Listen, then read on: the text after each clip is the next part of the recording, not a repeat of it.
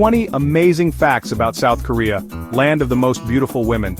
Number 20, the land of purity. Located in the far east of Asia, South Korea, officially known as the Republic of Korea, is a small yet powerful nation that captures the world's attention. Covering an area of just about 38,000 square miles, almost the size of Indiana, South Korea may be small in size, but it has a significant global influence. Interestingly, despite being smaller than Kentucky, this country boasts a population of over 51 million.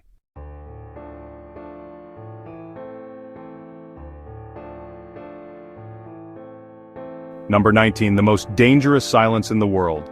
Nestled between two countries that were once one, but now act like distant neighbors, the Demilitarized Zone, DMZ, is one of the strangest and most tense places on Earth. Established after the Armistice Agreement in 1953, a ceasefire, not a peace treaty, this 160-mile-long, 2.5-mile-wide stretch divides the Korean peninsula, where a single misstep could trigger global repercussions. Despite being called demilitarized, the DMZ is home to tens of thousands of soldiers, surveillance cameras, motion sensors, and millions of live landmines. If you think getting lost is trivial, here a wrong step could set off a United Nations alarm. The relationship between South Korea and North Korea has always been tense.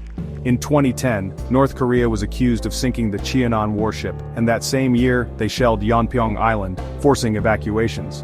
In 2020, Pyongyang blew up the Inter-Korean Liaison Office, once a symbol of reconciliation between the two sides. South Korea doesn't stay silent. They respond with large-scale military exercises alongside the US, and set up giant speakers blasting K-pop and international news right at the border, making North Korean soldiers endure tunes like BTS's Dynamite all day long.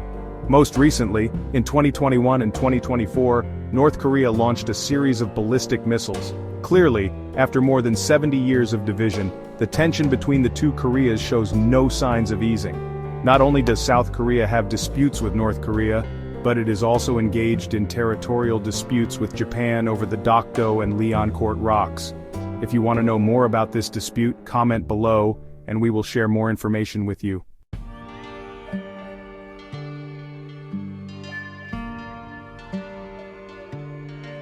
Number 18, everyone loves beauty.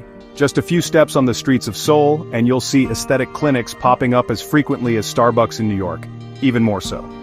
According to statistics from the South Korean Ministry of Health and Welfare, the Gangnam area, dubbed the paradise of plastic surgery, has nearly 500 cosmetic surgery facilities within just a few kilometers. You can find a nose job clinic nestled between two coffee shops or a jawline contouring center right next to a convenience store. And it all makes perfect sense. And no, beauty isn't just for women. About 20% of South Korean men regularly wear makeup, and don't think they only use lip balm. Foundation, concealer, eyebrow pencils, cushion compacts all fit neatly in their work bags. There are even TV shows dedicated to teaching men how to apply makeup, and that's completely normal. With male cosmetic sales reaching up to $900 million a year, South Korea is not just a skincare haven, but also a global cosmetics capital, producing renowned brands like Innisfree, Laneige, Sulwhasoo, Etude House, and many foreign companies have set up shop here just to learn from Koreans about beauty. Number 17, women in relaxation. In a country where appearance is considered a national asset, where job applications can be rejected simply for not having a bright enough photo, the after-hours relaxation service industry has quietly but powerfully developed as an essential part of South Korean society. According to the latest statistics, there are 1.2 million young, beautiful women in this industry who are neither unemployed nor uneducated. On the contrary, they have stable jobs and college degrees, yet still sign up for extra hours to keep up with a glamorous lifestyle where designer bags, luxury cars, and the latest phones are not just dreams.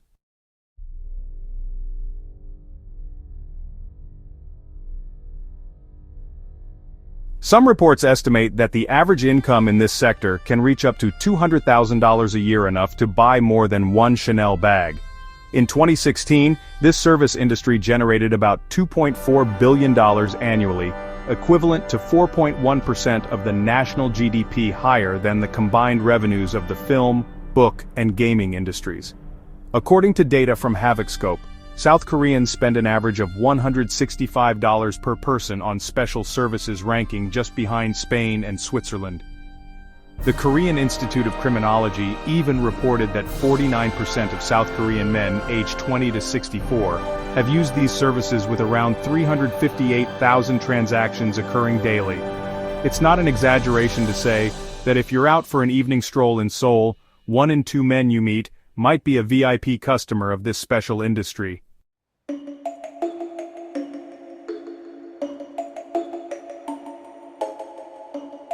Number 16, a unique land of Korea separated from the mainland, like a world of its own. Jeju, the largest island in South Korea, is not only a tourist paradise but also an incredibly special place. Covering about 714 square miles or 1,849 square kilometers, Jeju is larger than the city of Los Angeles, and is often referred to as the Hawaii of South Korea. Every South Korean knows Jeju as a place that feels both familiar and strange.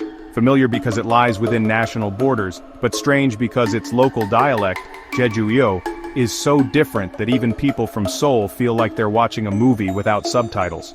This language has even been listed by UNESCO as needing preservation because it is gradually disappearing. Jeju is also home to Hallasan Mountain, the highest in South Korea, standing at 6,398 feet, or 1,950 meters. A volcano that has been dormant for thousands of years, the hiking trail to the summit of Hallasan is ranked among the most beautiful trekking routes in Asia, with breathtaking scenery that changes with the seasons. And if you think South Korean society is always male-dominated, think again. In Jeju, women are the breadwinners of their families.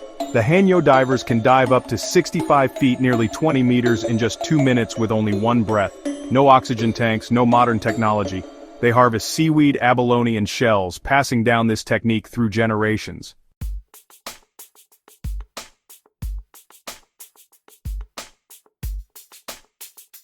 Since 2006, Jeju has been granted the status of a special self-governing province, aiming to become a free international city like Hong Kong or Singapore, a hub for culture, technology, and high-end tourism.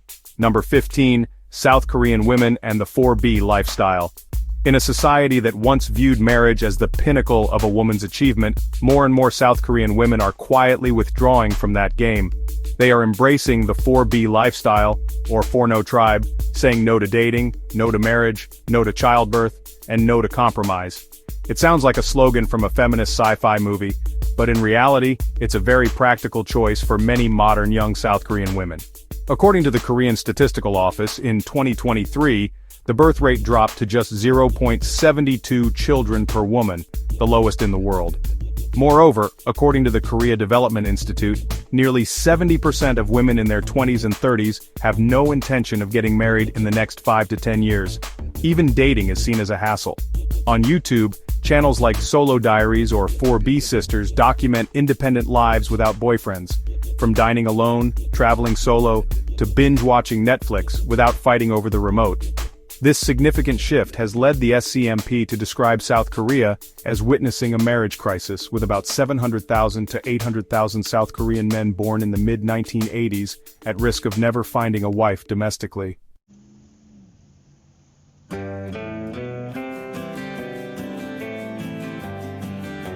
Number 14. The most famous entertainment industry in Asia. If Asia had its own Hollywood, South Korea would undoubtedly be its capital of modern entertainment. From K-pop taking the world by storm to addictive dramas keeping audiences awake all night, the South Korean entertainment industry has transcended Asian borders and become a global cultural phenomenon known as Hallyu, or the Korean Wave. In music alone, South Korea has produced global names like BTS, Blackpink, EXO, and Stray Kids, with fan bases spanning the globe. Their concerts not only sell out in Seoul but also fill stadiums in Los Angeles, London, and Paris. According to statistics from the South Korean Ministry of Culture, Hallyu generates over $12 billion annually. In film, Parasite became the first non-English language film to win the Oscar for Best Picture, while Netflix has invested billions to produce K-dramas like Squid Game, Crash Landing on You, and Extraordinary Attorney Woo. The reality TV sector is equally competitive, with shows like Running Man, Singles Inferno, and Street Woman Fighter creating buzz from Southeast Asia to the Middle East. It's no coincidence that countries in the region, from Japan and China to Thailand, are all looking to South Korea for models of idol training, film production, and content development.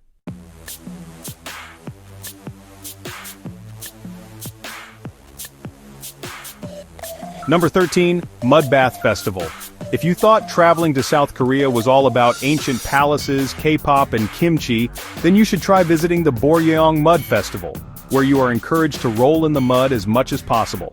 Held annually in July at Daecheon Beach in Boryeong, about 120 miles from Seoul, this event lasts for 10 days and attracts millions of tourists and participants. Initially organized in 1998 to promote cosmetics made from Boryeong's mineral mud, instead of handing out samples, they decided to invite everyone to enjoy a communal mud bath. Surprisingly, everyone loves getting dirty in a fun way. The mud here is rich in natural minerals, believed to be good for the skin, so you can have fun while pampering your whole body. During the festival, you can participate in a variety of crazy activities like mud wrestling, mud slides, mud ball throwing, face painting with mud, and in the evenings there are EDM concerts, fireworks, and beach parties. In other words, this is a place where you can truly let loose and get messy. No one judges your appearance because everyone is the same, covered in mud from head to toe.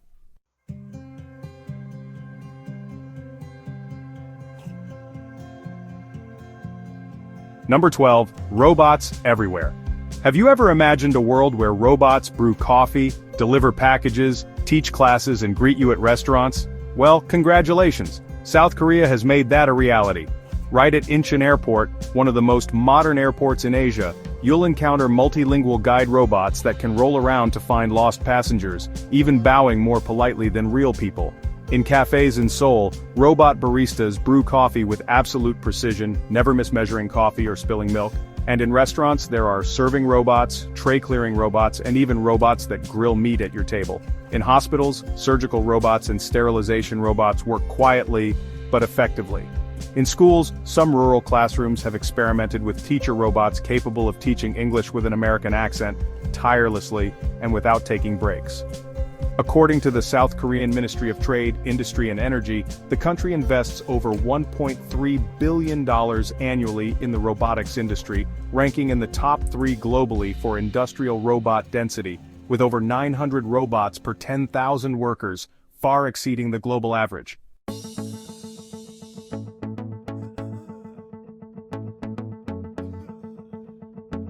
Number 11, a pet paradise. Are you a pet lover? Do you think your dogs or cats deserve the best care? Here, not only do these pets receive physical care, but they also get mental care. Yes, you heard that right. In fact, currently, over 1/3 of the South Korean population owns pets as companions instead of having children. The land of the morning calm is witnessing an unprecedented pet care craze. According to Gmarket, one of South Korea's leading retail platforms, pet strollers now account for 57% of total stroller sales, while baby strollers only make up 43%. In other words, in South Korea, you're more likely to see a dog being pushed in a stroller than a baby. Not only that, but pet food has also surpassed baby food since 2021. Premium pet food brands have sprung up like mushrooms, with portions designed specifically for breed, age, and mood. And if you think that's where it stops, wait until you explore the luxury services available for pets. Therapy gyms with personal trainers, with packages costing up to 1 million won, or $758, or personal grooming services 3 times a week, at a similar price for busy bosses who can't bathe themselves.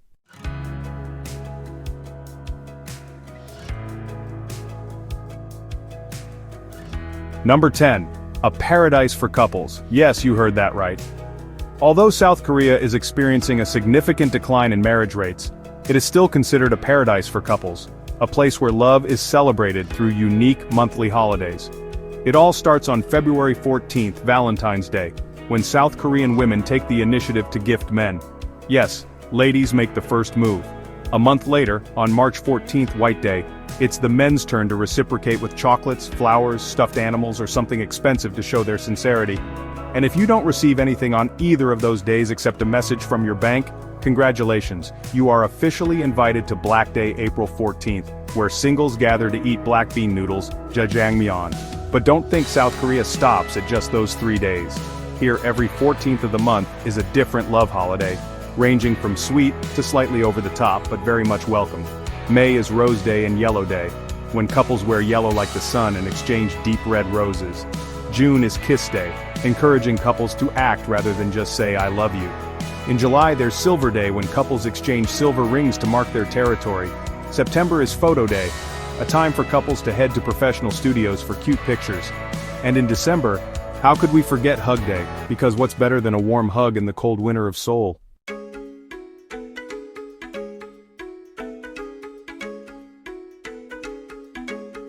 Number 9, a shopping paradise. If there's a place in the world that makes you want to start shopping till you drop as soon as you step out of the airport, it's South Korea, a true shopping paradise in Asia. A survey by the Korea Tourism Organization, KTO, found that over 70% of tourists visiting South Korea rank shopping among their top 3 reasons, just after choi food and handsome appas. In Seoul, you can easily get lost in massive shopping malls like Lotte World Mall, Shinsegae, or the Hyundai Seoul, where each floor is a world of its own, from high-end fashion to local cosmetics displayed like works of art.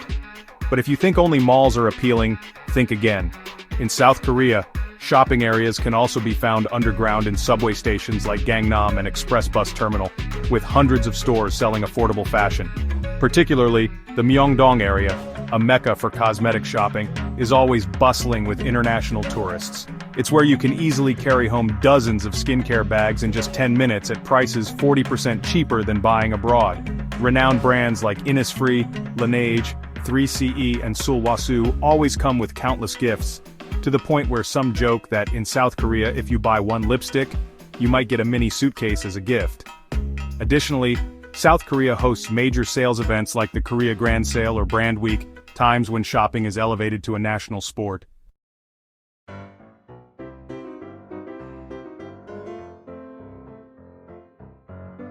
Number 8, a YouTube channel dedicated to eating. Have you ever heard of mukbang? If not, you're about to discover one of the strangest phenomena of the South Korean internet, where eating in front of a camera is not just entertainment, but a serious profession with huge income potential. The broadcaster, often seated at a large table filled with mountains of food, from fried chicken, spicy noodles, pizza, seafood to dishes that make ASMR sounds, eats while chatting and interacting with viewers. Some eat little but chew thoughtfully, while others consume large amounts as if competing in the Stomach Olympics. This phenomenon exploded in 2010 and quickly spread worldwide. Some mukbang stars like Bands or Dorothy have millions of followers on YouTube and earn tens of thousands of dollars each month just by eating delicious food in front of the camera. According to Korea Times, the online mukbang industry in South Korea was once valued at over $100 million and continues to thrive due to the demand for eating together through screens, especially among those living alone. Viewers feel as though they are dining with a friend, alleviating loneliness. Others watch simply for entertainment, as they can't eat much but still want to enjoy watching others eat.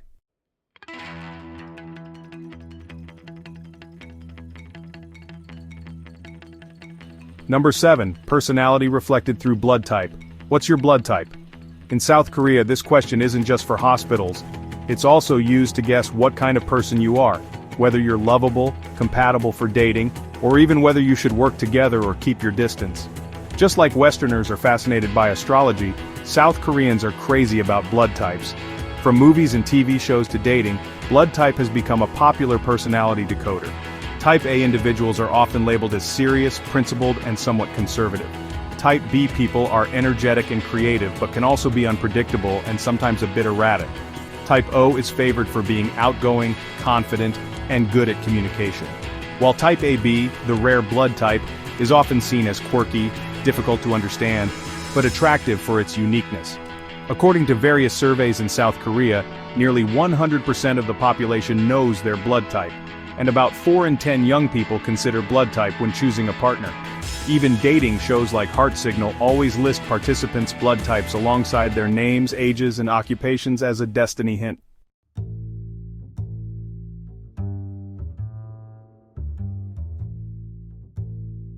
Number 6. The sitting still competition. Do you think sitting still is easy? Try going to South Korea, where people have turned doing nothing into a national competition with judges, timers, and hundreds of cheering spectators. Yes, you heard that right, it's the Space Out competition, one of the strangest yet fascinating events first held in Seoul in 2014. What's the goal of the competition?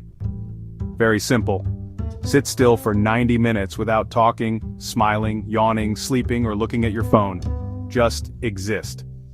Contestants wear heart rate monitors to track their stability, The person who remains the most relaxed and empty wins. This unique initiative comes from artist Whoops Yangang, who believes that in a fast-paced society where everyone is busy, doing nothing is a powerful and artistic act of rebellion. Surprisingly, the competition attracts thousands of registrants each year, including office workers, students, artists, and even meditators. In 2016, a firefighter won and shared, "This is the first time I've really gotten to rest. No fire alarms, no emergency calls, just me and the silence."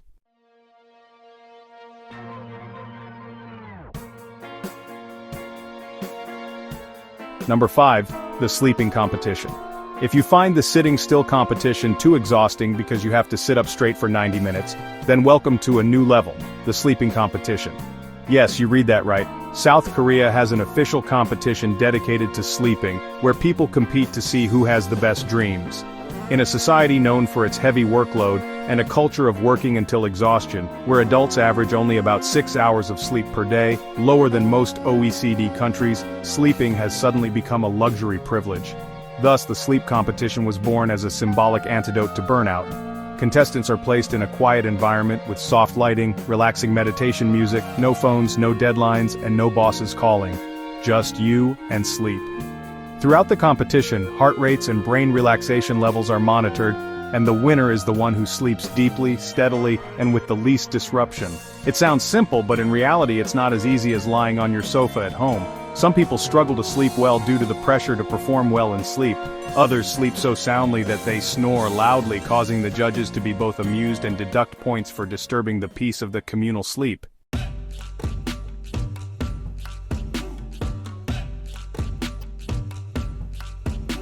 Number 4, South Korea has the highest alcohol consumption in the world. If you've ever watched a South Korean drama and wondered why characters are always drunk at barbecue restaurants, or slumped over a table after a few bottles, it's not just drama. It's cultural reality. According to statistics from Euromonitor, South Koreans consume an average of 13.7 drinks per week, ranking first in the world. That's even double that of Russians, who are famous for vodka. And what's the most popular drink? It's soju, that green magic water everyone knows and drinks. The General Soju brand has even been recognized by Guinness as the best-selling liquor in the world, surpassing Smirnoff vodka and Bacardi rum. But what's even more interesting is that South Koreans don't just drink, they also have a unique drinking culture. During a drinking session, you're not allowed to pour your own drink. Someone else must pour it for you as a gesture of respect. When pouring for someone older, you must use both hands and turn your face away while drinking as a sign of politeness. Additionally, in large companies, there's a hosik culture, after-work gatherings, and if you decline, you might be seen as unfriendly.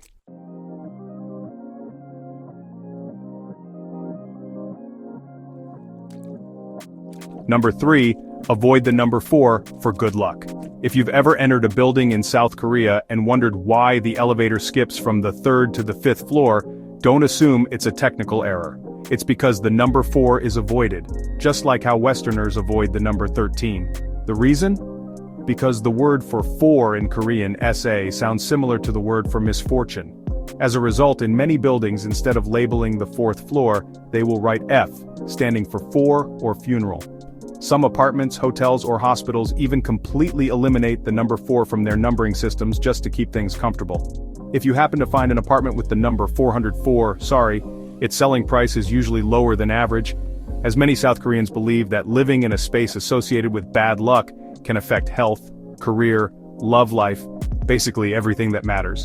This mindset is so ingrained that in a 2020 Korea research survey, 78% of South Koreans admitted they would avoid choosing the number 4 in their home addresses, license plates, or phone numbers whenever possible. Number 2, coffee culture.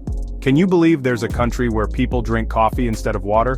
But this is happening in South Korea. A survey by the South Korean Ministry of Agriculture, Food and Rural Affairs revealed that each South Korean consumes an average of about 353 cups of coffee per year, almost 1 cup a day. The culture of cafe hopping is a popular weekend pastime, where groups of friends spend the entire day moving from one cafe to another, drinking, taking photos, relaxing, and continuing.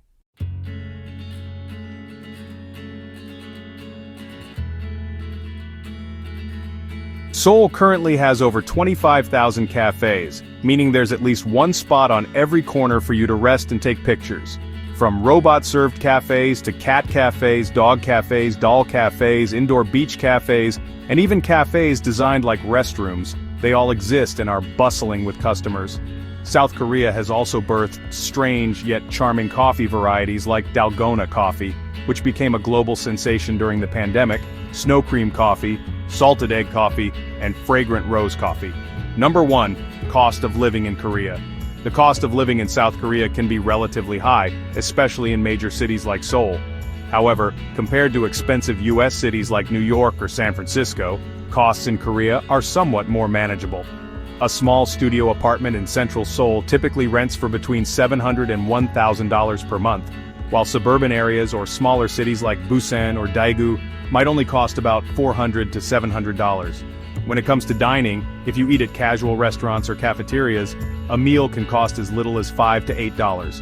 However, dining at Western-style restaurants or upscale places can run you $20 to $40 for a meal. Transportation costs are quite reasonable thanks to a well-developed public transport system. A subway ticket in Seoul costs about $1.10, and a monthly pass for both subway and bus is around $50 to $60. If you opt for a taxi, the base fare is $3.30 for the first 1.2 miles, increasing with distance. Mobile phone and internet costs are also relatively affordable. Unlimited high-speed internet packages range from $25 to $35 per month, while unlimited mobile data plans can be around $40 to $60 per month depending on the carrier.